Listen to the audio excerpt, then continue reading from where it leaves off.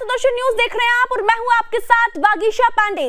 तवांग में हुई झड़प के बीच पीएम मोदी ने पूर्वोत्तर का दौरा किया है, जहां पीएम ने त्रिपुरा मेघालय को सौगात दी। साथ ही पीएम ने शिलांग से विपक्ष को भी जमकर घेरा।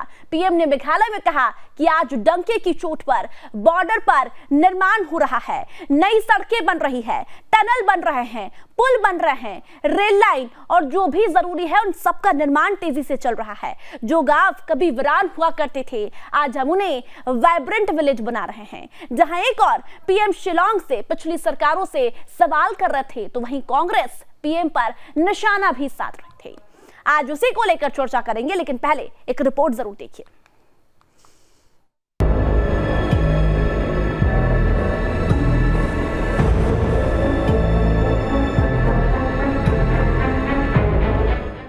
तवांग में भारत चीन झड़प के बीच पीएम मोदी का पूर्वोत्तर दौरा काफी अहम माना जा रहा है। पीएम शिलांग में नॉर्थ ईस्टर्न काउंसिल की गोल्डन जुबली कार्यक्रम में शामिल हुए। पीएम ने शिलांग से कई सांकेतिक संदेश भी दिए। पीएम का मेघालय की ट्रेडिशनल ड्रेस पहनना बताता है कि पीएम के लिए पूर्वोत्तर के राज्यों की क्या अहमियत है। साथ ही पीएम ने चीन को भी कड़ा संदेश देते हुए पिछली सरकारों को भी जमकर घेरा। पीएम ने साफ और दो टूक लहजे में कहा, आज डंके की चोट पर बॉर्डर पर विकास हो रहा है। बॉर्डर के हर इलाके में निर्माण काम तेजी से चल रहे हैं। जो सीमावर्ती गांव पहले वीरान हुआ करते थे, उन्हें हम वाइब्रेंट बनाने में जुटे हुए हैं। राजनीतिक पंडितों की माने तो पीएम के इस बयान के कई मायने निकलते हैं। इस बयान से पीएम ने पिछली सरकारों को भी घेरा और चीन को भी कड़ा संदेश दिया कि सरकार किसी से डरती नहीं है और वो बेखौफ होकर सीमावर्ती क्षेत्रों का विकास कर रही है। पीएम ने पूर्वोत्तर की अहम नस को पकड़ते हुए अफसपा पर भी बात की। पीएम बोले, अफसपा की जरूरत न पड़े, इसलिए राज्य सरकार के साथ मिलकर स्थितियों को सुधारा जा रहा है। हमारे लिए नॉर्थ ईस्ट बॉर्डर एरिया आखिर छोर नहीं है। दूसरे देशों से व्यापार और कारोबार भी यहीं से होता है। बहरहाल पीएम ने अपने पूर्वोत्तर दौरे से चीन को भी संदेश दे दिया है, लेकिन देखने वाली बात है कि विपक्ष कब खामोश होता है। Bureau report, Sudarshan news.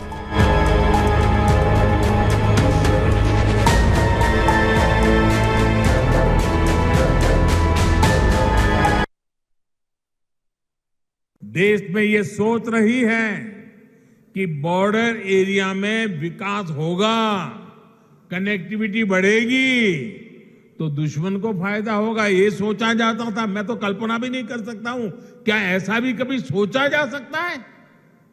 पहले की सरकार की सोच के कारण नॉर्थ ईस्ट समेत देश के सभी सीमावर्ती क्षेत्रों में कनेक्टिविटी बेहतर नहीं हो पाई। लेकिन आज डंके की चोट पर बॉर्डर पर नई सड़कें, नई टनल, नए पुल, नई रेल लाइन, नए एयर स्ट्रिप, जो भी आवश्यक है, एक के बाद एक उसके निर्माण का काम तेज गति से चल रहा है। जो सीमावर्ती गांव कभी वीरान हुआ करते थे, हम उन्हें वाइब्रेंट बनाने में जुटे हैं। देश परेशान है, आक्रोशित है और हैरान है कि क्या कारण है प्रधानमंत्री किसी सवाल का जवाब देने को तैयार नहीं है। चीन पर संसद में चर्चा करने को तैयार नहीं है। प्रधानमंत्री के चीन से जो घनिष्ठ संबंध हैं, आज से नहीं है, पिछले 20 सालों से जो उन्होंने संबंध चीन से बनाए हैं, चीन के राष्ट्रपति से बनाए हैं। जब प्रधानमंत्री गुजरात के मुख्यमंत्री थे और चीन के राष्ट्रपति एक आला पद पर थे, राष्ट्रपति नहीं बने थे, तब से आज तक जो उनके रिश्ते हैं, उन्हीं रिश्तों में एक राज छिपा है, जिस वजह से प्रधानमंत्री अपनी चुप्पी नहीं तोड़ते हैं। जयराम रमेश जी ने एक नारा दिया आज, प्रधानमंत्री चीन पर चुप्पी तोड़ो, भारत जोड़ो। मैं आपको 2013 में जो एक कैबिनेट डिसीजन मनमोहन सिंह सरकार ने लिया था, बड़ा महत्वपूर्ण निर्णय था, माउंटेन स्ट्राइक कोर, 90,000 सैनिकों का एक विशेष दस्ता, चीन के खतरे को दिमाग में रखते हुए यह निर्णय लिया गया था कि माउंटेन स्ट्राइक कोर बनाई जाए। 2013 में ये निर्णय हुआ। 2014 में हमारी सरकार जाने से पहले इसका एक डिवीजन बना कर गई, जिसके हेडक्वार्टर पश्चिम बंगाल में है। दूसरा डिवीजन पठानकोट में बनना था, सरकार बदल गई। चीन परस्त प्रधानमंत्री आ गए, नरेंद्र मोदी। मैं उनको चीन परस्त बोलता हूं, कारण है मेरे पास, हम सबके पास बहुत कारण है उनको चीन परस्त बोलने के। तो चीन परस्त प्रधानमंत्री नरेंद्र मोदी जी जब से प्रधानमंत्री बने, जो पठानकोट में माउंटेन स्ट्राइक कोर का दूसरा डिवीजन बनना था वो रोक दिया गया, फंड्स नहीं दिए गए, दूसरा डिवीजन नहीं बना, माउंटेन स्ट्राइक कोर को ठंडे बस्ते में डाल दिया गया। हम प्रधानमंत्री जी से पूछते हैं जवाब। तो प्रधानमंत्री नरेंद्र मोदी ने पूर्वोत्तर दौरे के दौरान एक कड़ा संदेश देने की कोशिश की। उन्होंने कहा कि टल हो, पुल हो, तमाम सीमावर्ती क्षेत्र हो, सभी और हमारा विकास पर ध्यान है और विकास हो रहा है। लेकिन दूसरी तरफ कांग्रेस कह रही है कि प्रधानमंत्री जी कुछ बोलने को तैयार नहीं। आज इसी पर हम चर्चा करेंगे। हमारे साथ कुछ मेहमान जुड़ रहे हैं। हमारे साथ बीजेपी से पक्ष रखेंगे अवधेश उपाध्याय जी, हमारे साथ कांग्रेस से पक्ष रखेंगे संदीप त्रिपाठी जी, और हमारे साथ रक्षा विशेषज्ञ जय सोनी जी जुड़ गए हैं। आप तीनों का बहुत बहुत स्वागत है। जय सोनी जी, जय हिंद। सबसे पहले अवधेश जी के पास आना चाहूंगी। अवधेश जी, कांग्रेस बार बार सवाल कर रही है कि प्रधानमंत्री जी आखिर चुप क्यों हैं, आखिर क्यों सीमावर्ती क्षेत्रों में विकास नहीं हो रहे हैं?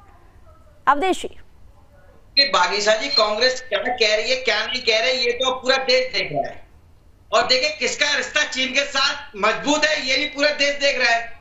जिस तरह से कांग्रेस के युवराज बार बार सेना के शौर्य पर सवाल खड़ा कर रहे हैं, बार बार ये कह रहे हैं कि चीन की सेना ने भारत की सेना को पीटा है, जबकि वहां के स्थानीय निवासियों ने अपनी आंखों से देखा है किस तरह से हमारे देश की सेना ने चीन की सेना को खदेड़ के भगा दिया। उसके बावजूद कांग्रेस के नेता, कांग्रेस के युवराज इस बात पर लगे हुए हैं कि चीन की सेना ने भारत की सेना को पीटा है, और ऊपर से कह रहे हैं मोदी जी जवाब नहीं दे रहे। मोदी जी ने इतनी बड़ी बात कह दी मेघालय से, तब भी इनकी बात समझ में नहीं आ रही है।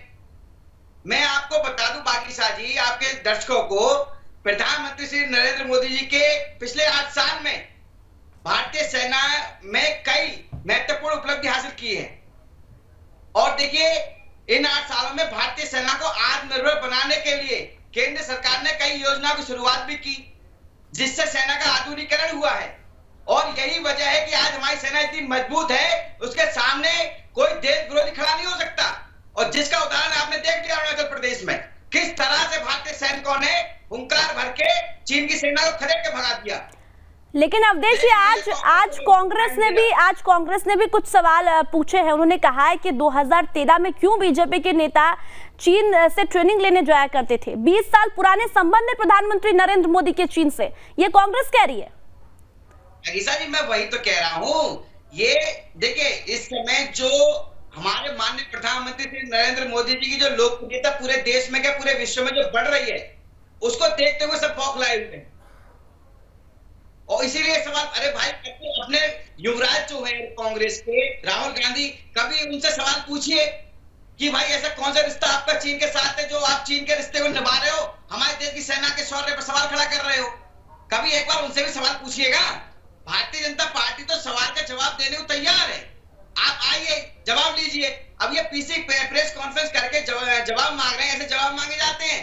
संसद में जब बात होती है तो ये संसद छोड़ के भाग जाते हैं, कहां बात करेगा कोई। ठीक है, आपका जवाब लेते हो। संदीप जी, जरा बताइए, बार बार कांग्रेस पूछ रही है कि प्रधानमंत्री नरेंद्र मोदी जवाब देने को क्यों तैयार नहीं। तो प्रधानमंत्री नरेंद्र मोदी ने आज जवाब दिया कि किस तरह से सीमावर्ती क्षेत्रों में विकास हो रहा है। वो क्षेत्र जो पहले बंद हुआ करता था, जहां हड़तालें होती थी, आज हम विवाद की बॉर्डर नहीं बनने देंगे, हम विकास की बॉर्डर बनाएंगे। संदीप जी।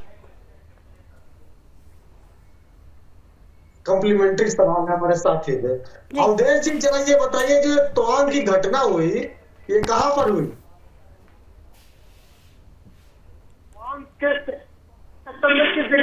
घटना हुई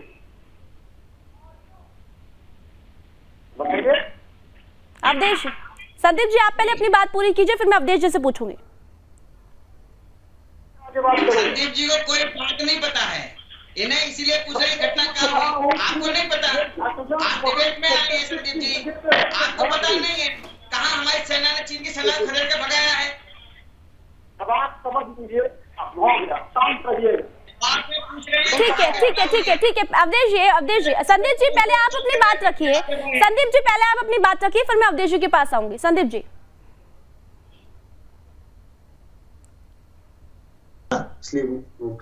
हेलो जी संदीप जी कहिए। देखिए, अवधेश जी की जो है गंभीरता को समझिए और बीजेपी की गंभीरता को समझिए कि इनको यही नहीं पता है कि अभी जो हमारे सैनिकों के साथ झड़प हुई कहां पर हुई और इतना बड़ा बड़ा ज्ञान दे डाले। वही हाल हमारे मोदी जी का है। मतलब आप रिश्तेदारी मुख्यमंत्री जब थे वो 4 बार जाते हैं चाइना, 18 बार जिनपिंग से अब तक मिलते हैं। आप ये कहते हैं कि संबंध कांग्रेस का है, तो आप ये बताइए कि 4 बार मुख्यमंत्री बनने के पहले आप क्यों गए और 18 बार जिनपिंग से आप मिले? जिनपिंग जी को और उनकी पत्नी जी को अकेले आपने झूला झुलाया और संबंध कांग्रेस का है। गजब की बात है। अब आ जाते हैं जो अभी बात हो रही है कि आपने, मोदी जी ने बहुत करारा जवाब दिया। करारा जवाब किसको दिया? कांग्रेस को। अरे भाई, कांग्रेस को जवाब देने की जरूरत नहीं है। पूरे भाषण में कहीं चीन का नाम लिया उन्होंने? काहे डरते हो भाई? नाम लेने से डरते हो? मोदी जी इतने डरपोक हैं, ये देश जान गया है। मतलब आप बताइए, चीन इतनी बड़ी घटना करके चला जाता है, 20 सैनिक हमारे शहीद हो जाते हैं, अब मोदी जी कहते हैं न कोई घुसा है न घुस आया है। मतलब कहा दिल्ली आ जाए तब मानेंगे। लेकिन संदीप जी मुझे एक बात बताइए कि बार बार क्यों कांग्रेस और राहुल गांधी सेना के शौर्य पर सवाल उठाते हैं और आखिर कब तक उठाते रहेंगे? सवाल तो आपसे भी है। मैं जवाब दे देता हूँ जी। वो किसी 2 बातें आप समझिए। आप कह रहे हैं कि हम सेना पर सवाल उठा रहे हैं, बिल्कुल नहीं। आप जब राहुल गांधी जी ने बयान दिया है, आप सुन रहे हैं, फिर भी आप कह रहे हैं कि हमने सेना को नहीं कहा। आप सेना के शौर्य पर सवाल उठा रहे हैं और बार बार उठा रहे हैं। वगीशा जी, आपके जो सवाल हो कर लीजिए, तब मैं जवाब दूं। नहीं आप दीजिए जवाब, कहिए। अगर आप ये कहते हैं कि राहुल जी ने सेना पर सवाल उठाया, तो सेना पर बिल्कुल नहीं उठाया। क्यों? इस बात को मैं बता रहा हूं। अगर मोदी जी गालवान घाटी में 20 सैनिक हमारे शहीद होते हैं और हमारे देश का प्रधानमंत्री ये कहता है कि कोई न घुसा है न घुस आया है, यानी 20 सैनिकों की शहादत को झुठला देना चाहते हैं। और आज आप और एक सवाल सुन लीजिए, बात अगर करनी है तो, नहीं तो फिर चिल्लाते रहिए। मोदी जी भी ऐसे नाम नहीं लेंगे, डरते रहेंगे और आप भाषण दीजिएगा, पता नहीं है घटना कहाँ हुई। आप दूसरी चीज, अब आ जाते हैं जो अभी तत्कालिक घटना हुई। ये 9 तारीख की घटना है। 9 तारीख की घटना को मीडिया ने 12 तारीख को दिखाया, तब इस बात पर चर्चा हुई, तब इन्होंने डिफेंस की मीटिंग बुलाई। मतलब आप समझिए, इनकी गंभीरता समझिए। और एक चीज आप बताइए कि अगर ये इन्होंने कहा कि घटना मामूली है, तो हमारे जो सैनिक गंभीर रूप से घायल है, वो क्या अगर मामूली घटना थी तो अस्पताल से उनको छूट जाना चाहिए था? वो आज भी अस्पताल में क्यों है? आप बताइए, अगर मामूली घटना थी तो हॉस्पिटल में वो क्यों आज भी है? तो क्या छिपा रहे हो? और एक चीज, जो 7 सवाल कांग्रेस ने पूछे, 7 सवाल में से एक सवाल यह भी था कि हम जो वहां पर माउंटेन स्ट्राइक कोर बनाया और उसका एक डिवीजन का गठन कर दिया, आपने उसको क्यों रोक दिया? अगर आपका चीन से संबंध नहीं था, उसको फायदा नहीं पहुंचाना चाहते थे, तो आपने उसको का आगे डिवीजन क्यों नहीं बनाया? और एक चीज समझिए, देखिए, जो आज भारतीय सेना 4थे नंबर पर विश्व में है, तो उसको भाजपा ने नहीं बनाया, कांग्रेस ने ही बनाया। 3रे नंबर पर हमारी थल सेना है, तो उसको कांग्रेस ने बनाया। नौसेना अगर हमारे 5वें में आती है पूरे विश्व में, तो उसको कांग्रेस ने बनाया। भाजपा ने एक डिवीजन बता दीजिए, एक डिवीजन, एक कोर, एक पूरे पैरामिलिट्री फोर्स जो है मिलिट्री में ठीक है संदीप जी, आपके सवालों का मैं जवाब दूंगी और अवधेश जी भी देंगे, लेकिन सोनी जी आपके पास आना चाहूंगी। प्रधानमंत्री नरेंद्र मोदी ने आज पूर्वोत्तर दौरे के दौरान काफी अहम बातें कही, कुछ संदेश दिए, डेवलपमेंट की उन्होंने बात कही और सेना भी लगातार कह रही है कि डेवलपमेंट पर ध्यान है, क्योंकि जो इलाका है वो थोड़ा संवेदनशील है। जय हिंद वगीशा जी। जय हिंद। ये मेरा सौभाग्य कि मैं आपकी न्यूज चैनल में विख्यात को पैनलिस्ट के साथ हूं। 1962 में जब भारतीय सेना चीनी सेना से हारी, तो उसमें भारतीय सेना की कमजोरी नहीं थी। और ठीक है, तमाम मेहमान हमारे साथ जुड़े हुए हैं। जय सोनी जी, आपके पास मैं लौटना चाहूंगी। देखिए, बीते दिनों से एक ही विवाद हो रहा है, कांग्रेस लगातार हमारी शौर्य सेना पर सवाल उठा रही है, आप भी रहे हैं। क्या आप बर्दाश्त करेंगे कि कोई ये कहे कि हमारी सेना पिट रही है? वकीशा जी, 1962 में जब भारतीय सेना चीनी सेना से हारी थी तो वो अपनी कमजोरी से नहीं हारी थी, वो इसलिए हारी थी कि उसे राजनीतिक सहयोग नहीं था। 5 साल के बाद 1967 में जब चीनी सेना ने वही भारतीय सेना में नथुला में हमला किया तो जनरल सगत सिंह, जो भारतीय सेना के एक विख्यात जनरल थे, उन्होंने सारी टेलीकम्युनिकेशन लाइंस को तोड़ दिया और उन्हें खुद अपने बल पे भारतीय सेना के साथ चीनी सेना को हराया, जिसमें 300 चीनी सैनिक मारे गए। यह चीज दर्शाता है कि भारतीय सेना कमजोर नहीं है। भारतीय सेना को अगर राजनीतिक सहयोग मिले, भारतीय सेना किसी भी सेना को हरा सकती है। और बगीचा जी, ये मैं इसलिए नहीं कह रहा कि मैं फौजी हूं। कुछ हफ्ते पहले जर्मनी की कंपनी स्टैटिस्टा, उसने एक रिपोर्ट में निकाला और कहा कि दुनिया में सबसे सफल और सक्षम सेना कोई है तो वो भारतीय सेना है। जब कोई भी नागरिक भारतीय सेना पे ऐसे इल्जाम लगाता है तो मेरे दिल में बहुत पीड़ा होती है, क्योंकि मेरे को पता है कि जिन टफ कंडीशन में भारत सेना के सैनिक ड्यूटी कर रहे हैं, जिन टफ कंडीशन में भारतीय सेना के सैनिक दिन रात भारत की रक्षा कर रहे हैं, चाहे बारिश हो, चाहे सर्दी हो, चाहे गर्मी हो, और जब कोई भारतीय सेना का मजाक बनाए तो मेरे को सिर्फ अफसोस होता है और बहुत ज्यादा दुख होता है। क्या आप इस बात को मानते हैं, क्या आप कांग्रेस की बात को मानते हैं कि पहले की सरकारों ने जो सेना पर काम किया था वो अब की सरकारें नहीं कर रही है? बगीचा जी, मैं इसके विपरीत में कहना चाहूंगा।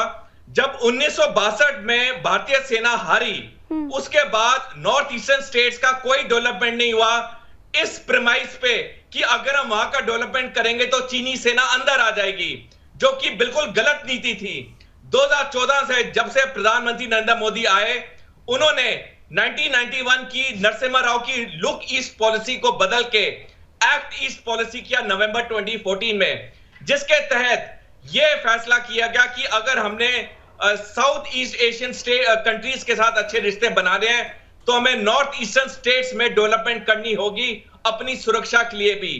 तब से लेके 8 साल में नॉर्थ ईस्टर्न स्टेट्स ने बहुत डेवलपमेंट देखी है। बॉर्डर रोड ऑर्गेनाइजेशन, जो कि भारतीय सेना का एक अहम अंग है, वो दिन रात वहां पे रोड बना रही है, उसको काफी फंड्स मिले।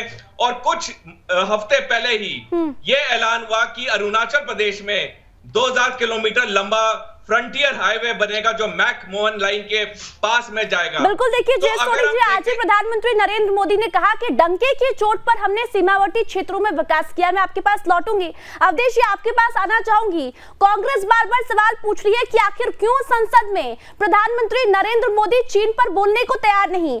आज भी पूर्वोत्तर में चीन की बात प्रधानमंत्री ने नहीं की। चीन परास्त बता रहे प्रधानमंत्री को, कह रहे हैं कि 20 साल से संबंध है, जब राष्ट्रपति अभी है, उससे पहले वो जब नेता हुआ करते थे तब भी प्रधानमंत्री नरेंद्र मोदी के संबंध थे उनसे। ये दिख रहा है पाकिस्तान की फोटो आपको? संदीप जी, ये फोटो किसका है? संदीप जी कुछ फोटो दिखा रहे हैं अवधेश जी आपको, आप देख पा रहे हैं? हाँ, बड़ी साथ बिल्कुल बिल्कुल। इनको यही नहीं पता है कि वो जिस महिला के साथ ये फोटो दिखा रहे हैं नेपाल के रहने वाली है। संदीप जी एक सेकंड, संदीप जी एक सेकंड, पहले इनको बोलने दीजिए, फिर मैं आपके पास आऊंगी। एक सेकंड, बोलिए अवधेश जी। ये जो फोटो है 6 महीने पहले का है, जुलाई का। हाँ, बताइए क्या है? अब इससे फोटो से दर्शक खुद समझ जाएंगे कि चीन से रिश्ता किसका मजबूत है, राहुल गांधी का या देश के प्रधानमंत्री का, जो कान में चिपक कर बात कर रहे हैं। किसकी फोटो है? कान पे चिपक कर फोटो है ये, और ये पूरे देश ने, पूरे विश्व ने देखा था। बात नहीं बात करने की। अरे भाई, हम तो बात करने को तैयार हैं। पार्लियामेंट में बात करता कौन है? जब बातें होती हैं तो फिर संसद छोड़ के भाग जाते हैं बाहर। किसकी फोटो है? अब ये संदीप जी पूछ रहे थे, बार बार आपके चैनल में अभी पूछ रहे थे कि ये घटना कहाँ हुई। संदीप जी को पता ही नहीं ये घटना हुई है नहीं हुई है। इससे तो ये सिद्ध होता है बच्चे को पता है कहाँ घटना हुई है, कहाँ हमारी देश की सेना ने चीन की सेना को दौड़ा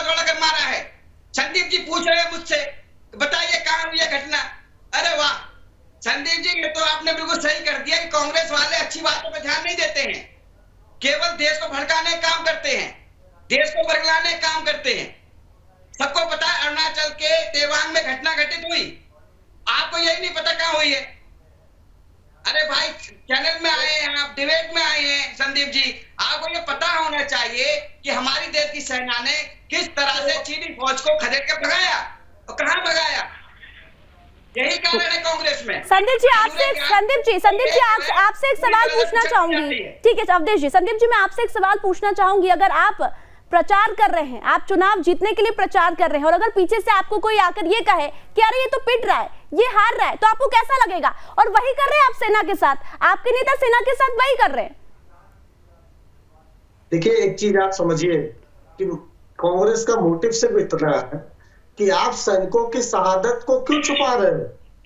आप ये अगर कहते हैं, अभी 62 की बात हो रही थी, उसमें हमारे 3200 से ज्यादा सैनिक शहीद हुए, और एक सेना का जवान आकर अगर इस तरह की टिप्पणी करता है तो ये शर्म की बात है। आप सेना के मनोबल को बिल्कुल गिरा रहे हो। अरे 1962 में हमने संदीप जी, सेना के मनोबल को कांग्रेस गिरा रही है, सेना के मनोबल को बार बार राहुल गांधी करने से अगर मनोबल गिर जाता है तो गिरा लीजिए। क्या गजब की नौटंकी कर रही है। आपको शर्म आनी चाहिए संदीप जी, आप इस तरह की बातें कर रहे हैं। सुनिए ना जी, शर्म मुझे आपकी चाहिए कि आपको नहीं, आप जवाब देने को तैयार नहीं है। मैंने आपसे सिर्फ इतनी सी बात पूछी थी कि अगर आपको बार बार कोई ये कहेगा कि अरे आप तो पिट रहे, आप हार रहे, तो आपको कैसा लगेगा? जवाब तो दे रहा हूँ। बिल्कुल कहिए, बिल्कुल कहिए, बिल्कुल कहिए। 1 मिनट आपने बर्बाद कर दिया। आप मेरे सवाल का जवाब दीजिए पहले।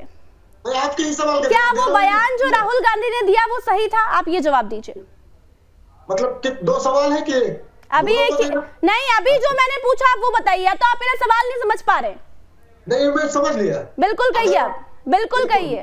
बिल्कुल, अगर राहुल जी ने ये कहा कि हमारे सैनिक पीटे जा रहे हैं, तो क्या सरकार ने डिनाई किया? क्या कर दे डिनाई, सरकार भी बोल दे कि भैया नहीं हुई घटना। अभी तो कह रहे हो देसी ना, सरकार इस बात को निकाल दे ये नहीं हुई घटना।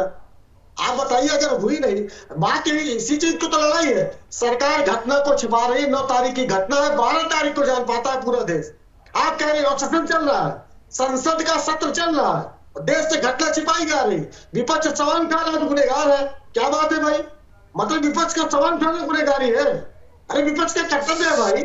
अगर हमारे सैनिकों के शहादत को, हमारा सैनिक घायल पड़ा हुआ है, कह रहे हैं आप कुछ हुआ ही नहीं है, ये सैनिक का अपमान है कि ये सवाल उठा देना अपमान है? क्या बात है भाई? क्या गजब का लॉजिक आप लोग लगाते हैं। मतलब किसी को बचाना हो, मोदी जी ने सवाल दागा कांग्रेस पर, जवाब दे दिया चाइना को। संदीप जी, सेना के शौर्य पर यदि कोई भी अपमान करेगा, चाहे भारतीय जनता पार्टी हो, चाहे कांग्रेस हो, या कोई भी पार्टी हो, सवाल तो हम पूछेंगे। अच्छा ये बताइए, बगीचा जी को सुदर्शन चैनल वाले तरसाल, आप मेरी बात मत कीजिए, आप मेरी बात मत कीजिए। संदीप जी, मैंने जो आपसे सवाल पूछा, आप राहुल गांधी को बचाने की कोशिश करते हैं, आप कांग्रेस पार्टी को बचाने की बार बार कोशिश करते हैं, लेकिन आप बात नहीं करते हैं, आप सवालों का जवाब नहीं देते हैं।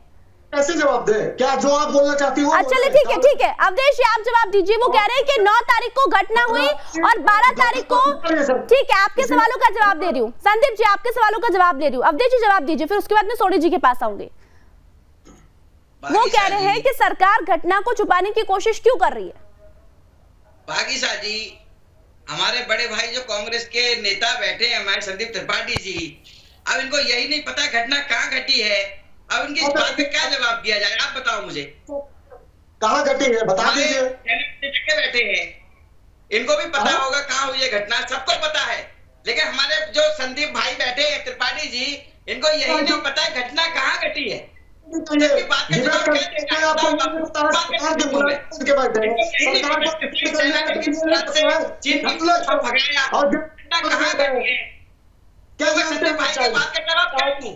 क्या जानते हैं कितने बार किलोमीटर का चाइना बॉर्डर? बात करते हैं, बस चल दिए, हाथ मुंह धुले, चंदन लगाए, डिबेट पे बैठे ना। भाई बात की जाती है, जिनको बात पता होती है, कुछ ज्ञान हो। मैं कह रहा हूँ, अगर आपको पता है, हमने ये पूछा तोआंग सेक्टर में किस जगह पे घटना हुई। ठीक है, पहले जवाब दीजिए अवधेश जी, पहले बताइए, ठीक है अवधेश जी, पहले जवाब दे दीजिए, फिर मुझे सोडी जी के पास भी लौटना है। मुझे सवालों का जवाब दीजिए। मुझे ये नहीं पूछना है कि कहाँ घटना हुई और कहाँ नहीं हुई, ये पूरा देश को पता है कहाँ पर हुई। सोडी जी, आप अपने सवालों का जवाब दीजिए। कितना डेवलपमेंट हुआ है पहले की सरकारों में और अब की सरकार में? क्योंकि प्रधानमंत्री नरेंद्र मोदी कह रहे हैं कि पहले की जो सरकार थी जिसके चलते विकास नहीं हुआ, और आज हम हर क्षेत्र में विकास कर रहे हैं। जवाब दे रहा हूँ, इसका भी जवाब दे रहा हूँ। वगीशा जी, जब मैं संदीप जी, मैं आपके पास आ रही हूँ, पहले सोडी जी से एक जवाब ले लेती हूँ। दिसंबर 1991 में मैं कमीशन हुआ भारतीय सेना में, तब नॉर्थ ईस्टर्न स्टेट्स की जो हालत थी वो बहुत खराब थी। अगर किसी भी सैनिक ने अपने पोस्ट के ऊपर जाना होता था ड्यूटी पे या छुट्टी काट के, उसको कई पोस्टों पे 4 से 5 दिन लगते थे अपने पोस्ट तक पहुंचने के लिए, क्योंकि ना सड़कें थी, ना रेलवे था, हवाई जहाज सिर्फ गुवाहाटी में एक एयरपोर्ट था। लेकिन अब कोई भी सैनिक जो छुट्टी या ड्यूटी पे वापस अपनी यूनिट में जाता है, वो नॉर्थ ईस्टर्न स्टेट के किसी कोने में महज 24 घंटे के अंदर पहुंच जाता है जब वो गुवाहाटी पहुंच जाता है। ये एक छोटा उदाहरण दिखाता है कि पिछले 8 सालों में नॉर्थ ईस्टर्न स्टेट्स में कितनी तरक्की हुई है। आज जो भारतीय सेना की पोस्टें हैं, उन पोस्टों के आखिरी पोस्ट तक सड़कें हैं जहां पे लॉजिस्टिक्स जा सकते हैं, जहां पे असला बारूद पहुंच सकता है। यह चीज आज से 20-25 साल पहले एक भारतीय सेना का सैनिक सोच भी नहीं सकता था। अगर हम यही 1-2 छोटे उदाहरण देखें तो यह आपके प्रश्न को पूरा जवाब देते हैं कि नॉर्थ ईस्टर्न स्टेट्स में पिछले 8 साल में कितनी तरक्की हुई है। संदीप जी, सोडी जी का जवाब तो आपने सुना होगा, आप भी जवाब दीजिए। वो भी इस बात को स्वीकार कर रहे हैं कि पहले क्या था और अब क्या है। पहले वीरान हुआ करते थे, अब उन्हीं क्षेत्रों में विकास हो रहा है। संदीप जी, मेरे पास समय बहुत कम है, जवाब दीजिए। देखिए, जो है सोडी जी के साथ सिर्फ एक बात का सम्मान है कि जो जुड़ा हुआ है पूर्व सेना का नाम, ये सेना के विशेषज्ञ बन के बैठे हैं और अभी बैटिंग कर रहे हैं मोदी जी की। संदीप जी, आप सेना पर फिर से सवाल उठा रहे हैं। सेना के जवान कभी झूठ नहीं बोल सकते, वो रहे हैं, उन्हें पता है। आप फिर से सवाल उठा रहे हैं और फिर आप कहेंगे कि सुदर्शन न्यूज में अगर सैलरी ना मिले तो आप क्या करेंगे? आप फिर से वही बात करेंगे, आप फिर मेरे ऊपर आ जाएंगे। मैंने कहा ना, सेना के अपमान में नहीं सहूंगी। कौन है आज? वीके सिंह कौन है आज? पूर्व सेना के भाजपा के नेता हैं। आप सोडी जी के सवालों का जवाब दीजिए। उन्होंने जो कहा उसके बाद अब आप कहिए। जी, आप भूपेन हजारिका पुल का नाम तो आपने सुना होगा। वो किस समय बनना स्टार्ट हुआ? 2011 में। 2011 में कांग्रेस ने उसकी नींव रख दी, काम शुरू हो गया और उद्घाटन मोदी सरकार में हो जाता है। और इन्होंने अभी एक आध पुल का उद्घाटन शुरू किया, बनना उसको 2026-27 में बन के आएगा। हमारी सरकार रहेगी तो हम तो नहीं कहेंगे कि हमारा बनाया हुआ। अब ये भाजपा सरकार सिलापट उखाड़ कर अपना लगा देती है, ये काम अच्छे से कर लेती है, मानते हैं। भूपेन हजारिका पुल भारत का सबसे बड़ा पुल है, 9 किलोमीटर के ऊपर का, कांग्रेस ने बनाया। कांग्रेस की सोच है। आप आ जाते हैं, एयरपोर्ट की बात कर लेते हैं। जो भी एयरपोर्ट पूर्वोत्तर में बन रहे हैं, सारे पूर्वोत्तर के एयरपोर्ट जो बन के तैयार हो गए, जो बन रहे हैं, हमारे समय में न्यू रखी गई। 3-3, 4-4 साल पे काम चला है। बड़े प्रोजेक्ट को काम करने होने में समय लगता है। आज भी सरकार जो प्रोजेक्ट ला रही है, क्या वो 2 साल में पूरे कर दे रही है क्या? मैंने एक पुल का उदाहरण दिया। एक पुल इन्होंने अभी जो है उद्घाटन किया है, उसका शिलान्यास 26-27 में इन्होंने रखा है। तो ये कह देना कि जो है चतुर्भुज योजना अटल जी शुरू करके गए, कांग्रेस ने उसको पूरा किया। कभी कांग्रेस ने श्रेय लिया क्या कि जो है? ठीक है, ठीक है, एक आखिरी कमेंट अवधेश जी आपसे लूंगी, उसके बाद मेरे पास समय नहीं है। जल्दी से अवधेश जी। मैंने एक और फोटो आपको दिखाया, अभी आपने देखा होगा। अभी जब 2020 में जब चीनी सेना के साथ हमारी सेना के साथ मुठभेड़ हुई थी, उस समय राहुल गांधी चाइना में मिलने गए थे, चीनी सैनिकों से मिल रहे थे।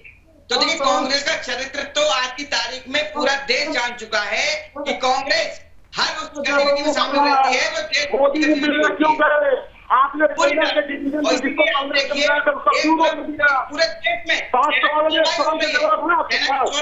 होती है, और दूसरी तरफ कांग्रेस का परिवार, कांग्रेस के नेता वही सेना पर सवाल खड़ा कर रहे हैं। ठीक है। मैं आपसे पूछ रही थी कि सेना के शौर्य की हम बात कर रहे हैं, किस तरह से सेना सीमावर्ती क्षेत्रों पर लड़ रही है, इसी की हम बात कर रहे थे, लेकिन आप लोग अपने विकास गिना रहे, बीजेपी अपना विकास गिना रही। बहुत बहुत धन्यवाद आप तीनों का सुदर्शन न्यूज से जुड़ने के लिए। तो जिस तरह से कांग्रेस और राहुल गांधी लगातार सेना के शौर्य पर सवाल उठा रहे हैं, लगातार ये कह रहे हैं कि हमारे भारतीय सैनिक पिट रहे हैं, ये अपमान देश नहीं सहेगा, ये अपमान हम नहीं सहेंगे। इसीलिए कोई भी पार्टी हो यदि सेना के शौर्य पर सवाल उठाएगा तो हम बार बार सवाल पूछेंगे। फिलहाल इस चर्चा में इतना ही। आप देखते रहिए सुदर्शन न्यूज। जय हिंद।